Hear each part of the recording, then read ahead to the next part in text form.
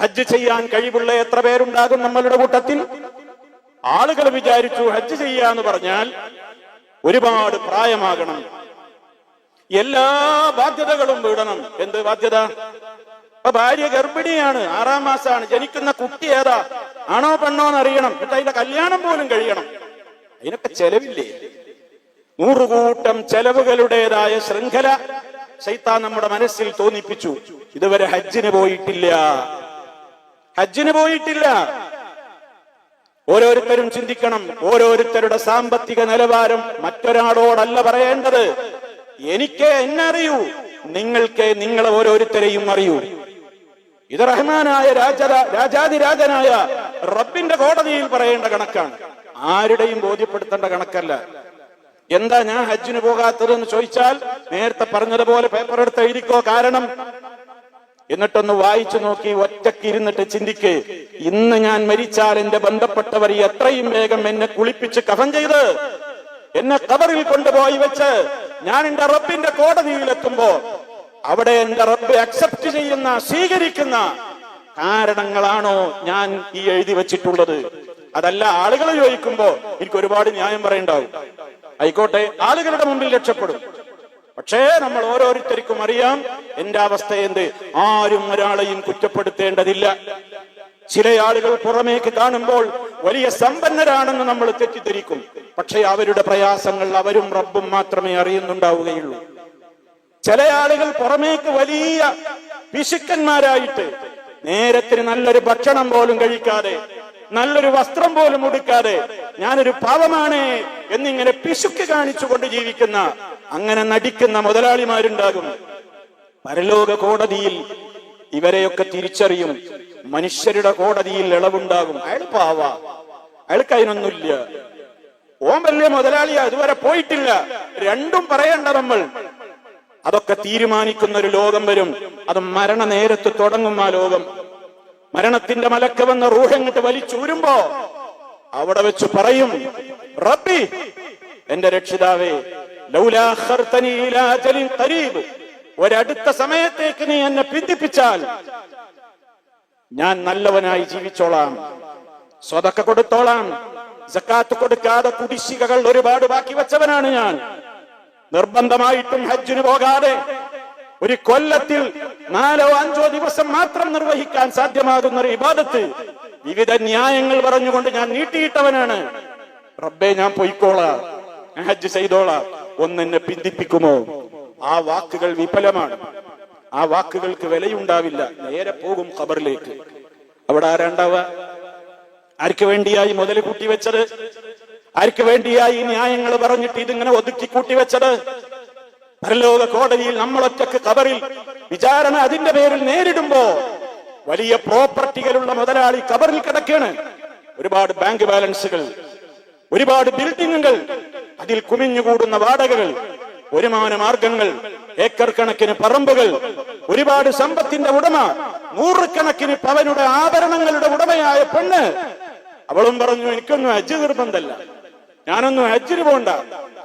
ബന്ധപ്പെട്ടവരെ ഖബറിൽ തനിച്ചാക്കി തിരിച്ചു പോരുമ്പോ, നമ്മൾ അതിന്റെ പേരിൽ വിചാരണ നേരിടുമ്പോ, നമ്മുടെ ബന്ധപ്പെട്ടവർ ഇവിടെ വില്ലേജ് ഓഫീസിലേക്കും താലൂക്ക് ഓഫീസിലേക്കും ഒക്കെ കയറി ഇറങ്ങിയാണ്.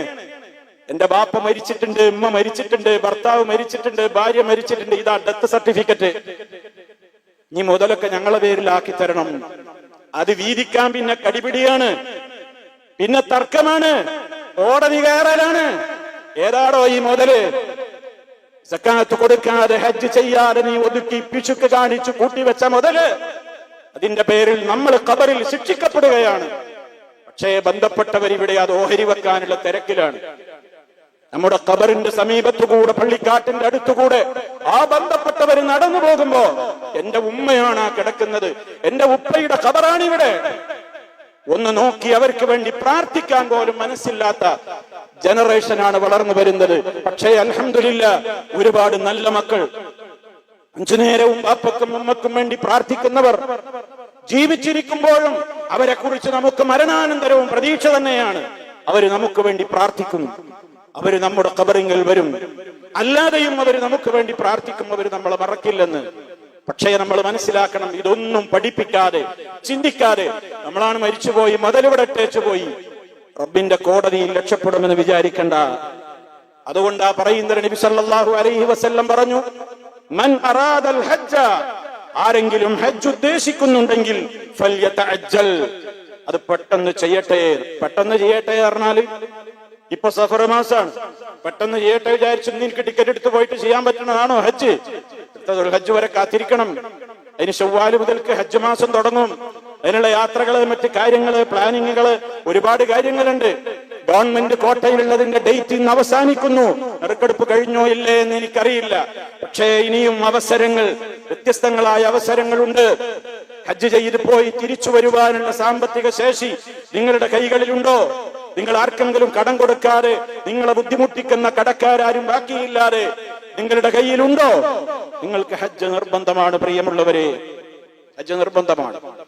നല്ല യൗവനത്തിൽ ചെയ്യാൻ കഴിയുന്നവർക്ക് ഏറ്റവും ഉത്തമമായ കാര്യമാണിത്. വാർദ്ധക്യമുണ്ടായിട്ട് കിളവിയായ ഉമ്മയും ഉപ്പയും പോയി ചെയ്യേണ്ട കർമ്മമല്ല ഹജ്ജ്. അങ്ങനെ ചെയ്താൽ കൂലില്ല എന്നൊന്നും ഞാൻ പറയുന്നില്ല. പക്ഷേ പോയി വന്ന് അനുഭവിച്ചവരോട് ചോദിച്ചു നോക്ക്, അവിടെ പോയാലുള്ള പ്രയാസങ്ങൾ അനുഭവിക്കുന്നു. വയോവൃദ്ധകളായ സ്ത്രീകളും വയോവൃദ്ധന്മാരായ ഉപ്പമാരും സഹോദരന്മാരും നല്ല കാലത്ത് അവര് ചെയ്തില്ല.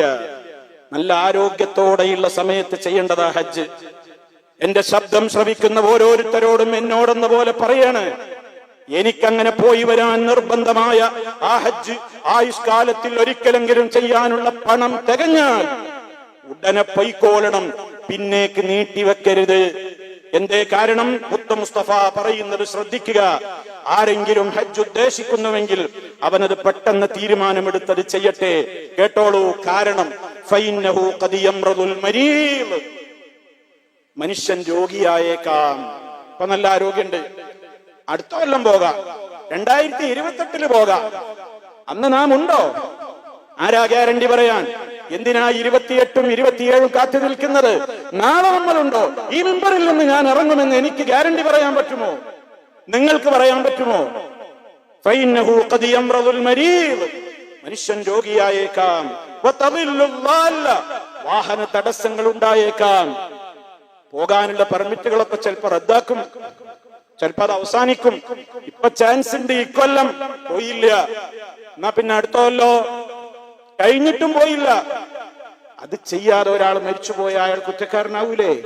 ചിന്തിക്ക് പ്രിയപ്പെട്ടവരെ, ചിന്തിക്ക്. അതാ പറയുന്ന മൂന്നാമത്തെ കാരണം, മറ്റു പ്രയാസങ്ങളൊക്കെ വരാം, ഏതെങ്കിലും തടസ്സങ്ങളൊക്കെ ഉണ്ടാകാം. ഇത് നമ്മൾ ചിന്തിക്കണം. ഞാനൊരു ഉദാഹരണം പറഞ്ഞു എന്ന് മാത്രം. സൽക്കർമ്മങ്ങൾ ചെയ്യാൻ നല്ല ക്ഷമ വേണം എന്നാ പറയുന്നത്. അതിന് ലക്ഷങ്ങൾ ചെലവുണ്ട്. ഇന്ന് ഗവൺമെന്റ് കോട്ടയിൽ പോവുകയാണെങ്കിൽ 4 ലക്ഷത്തിനടുത്ത് ചെലവുണ്ട്. സ്വകാര്യ കമ്പനികളുടെ കൂടെയാണെങ്കിൽ 7-8 ലക്ഷം ചെലവുകളുണ്ട്. ഇനിയും കൂടിയേക്കാം, കുറയുമെന്നാരും പ്രതീക്ഷിക്കണ്ട. അവരവരുടെ കാര്യം തീരുമാനിച്ചോളൂ. ആരെയും കുറ്റപ്പെടുത്തണ്ട, ആരെക്കുറിച്ചും ആലോചിക്കണ്ട. ഞാൻ എന്നെ കുറിച്ച് ചിന്തിക്കുക, എന്റെ മക്കൾ അവരെ കുറിച്ച് ചിന്തിക്കുക, എന്റെ അയൽക്കാർ അവരെ കുറിച്ച് ചിന്തിക്കുക, എന്റെ കൂട്ടുകാർ അവരെ കുറിച്ച് ചിന്തിക്കുക. ഈ ശബ്ദം ശ്രവിക്കുന്ന ഇപ്പോഴും ശേഷമുള്ളവരും അവരവരെ കുറിച്ച് ആലോചിക്കുക. ഇതാരുടെയും മുമ്പിൽ കണക്ക് പറയേണ്ടുന്ന ഒരു സെയിൽസ് ടാക്സ് ഉദ്യോഗസ്ഥനും നമ്മുടെ മുതൽ വന്ന് പരിശോധിക്കാൻ പോകുന്നില്ല.